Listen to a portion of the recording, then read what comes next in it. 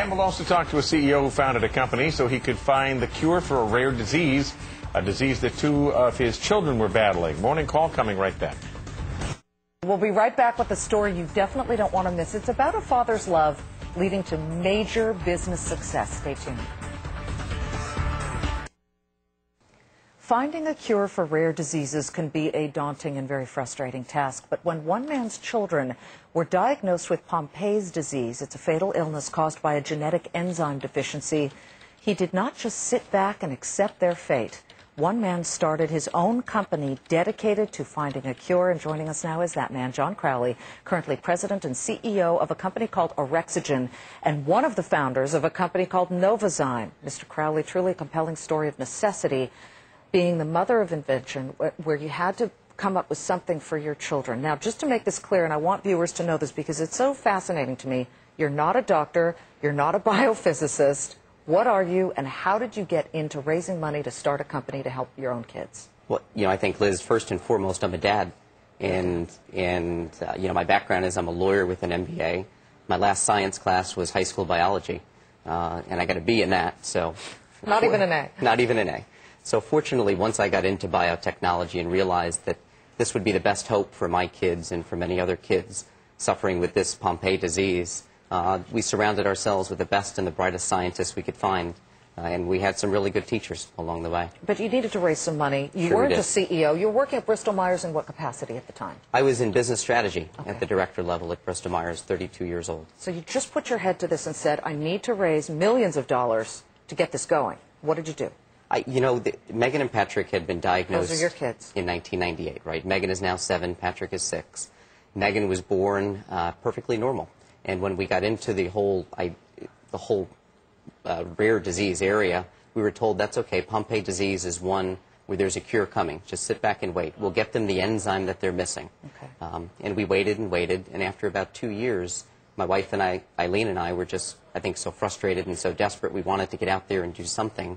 We met a great doctor, Bill Canfield, at the University of Oklahoma, who was working on a replacement therapy, and Bill wanted to start a biotech company. And, we've said Bill had a limited amount of seed money, 5 employees, and was based in Oklahoma City. So the best he could do for a CEO was me. And we went ahead and did it. And you did it? You raised what? How much money, first off? The first money into the company was angel money. We raised $1 million from 37 people. That's not enough for a biotech, though. It's enough to hire a few people and buy some lab equipment. Okay. And enough to do some preliminary studies. Just to clarify, this Pompe's disease, people are missing an enzyme that would break down glycogen, is that correct? That's right. That's right. And it's potentially fatal, right? It's a very dangerous disease. For children with the disease, it's almost always fatal. We were told that our kids wouldn't live to be 2 years old. Did you make a cure? Where does that stand? Right now, Novozyme is a company that we had merged into Genzyme in September of '01. Genzyme is now has the drug development program. They're in a pivotal phase 3 study with infants, dozens of children around the world now on the drug. And what about your children? For my children, they're great. Megan and Patrick are great. It's been a year and a half since they've been on the enzyme replacement therapy.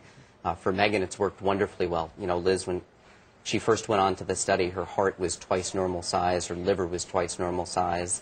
Within 12 weeks, those went back to normal. You're kidding. And, her muscle strength has improved, and, we don't know how much better we could make it. And had you planned to sell the company? I mean, it was just 18 months young when Genzyme, approached you? It was a series of discussions over a 6-month period or so.